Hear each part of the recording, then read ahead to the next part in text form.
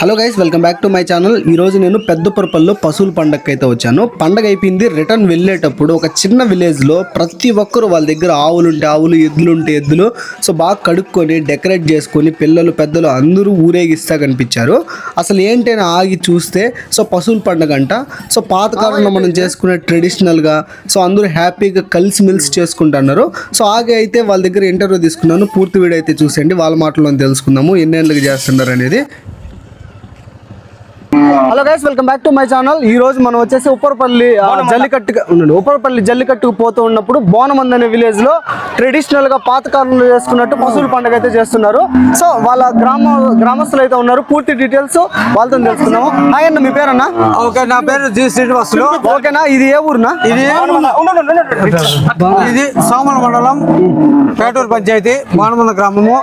మేము ఒక 70 సంవత్సరాలుగా మా గ్రామంలో అందరూ కలిసి అన్నదమ్ములు కాదు కుటుంబ సభ్యులుగా ఉండి గ్రామ పద్ధతి ప్రకారము ఈ ఊరికి జల్లికట్టు ఎద్దులు మెరివిని నైటు దేవునికి దీపాలు మోసి అమ్మవారి మనం స్వీకరించి గ్రామము బాగుండేడుగా, గ్రామంలో అన్ని పశువులు మనుషులు పిల్ల అందరూ బాగుండేడుగా ఊరికి మంచి జరిగేట్టుగా నిర్ణయం తీసుకొని ప్రతి సంవత్సరము గ్రాండ్ గా చేస్తాము.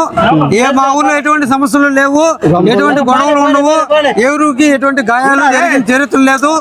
మా ఊరు గర్వంగా 10 ఊర్లు చెప్పుకున్నట్టుగా మేము ఊర్లో చేసుకుంటాము.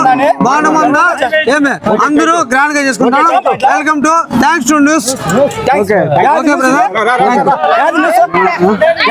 వాళ్ళకి లేట్ అయిపోతుందని చెప్పేసి తొందరగా ముగిచ్చేసారు. కానీ ఇక్కడ మీరు చూసుకున్నట్టయితే ప్రతి ఇంట్లో ఏది ఉంటే అది ఫస్ట్ ఎద్దు కాడి నుంచి స్టార్ట్ అయ్యి మనకు ఒక్కోటే కలుపుకుంటా వచ్చి అందరూ కలిసిన తర్వాత అలా ఊరు వీధి చుట్టేసుకొని అక్కడి నుంచి తరుముతున్నారు అనమాట. చాలా ట్రెడిషనల్గా పాత రోజులు గుర్తొచ్చేలా మంచిగా యూనిటీగా చేసుకుంటున్నారు. గైస్, వీడియో ఎలా అనిపించిందో కమెంట్ చేసేయండి. ఇలాంటి పండుగలు ఇంకా కూడా జరగాలని కోరుకుంటూ వీడియో ముగిస్తున్నాను. Thank you.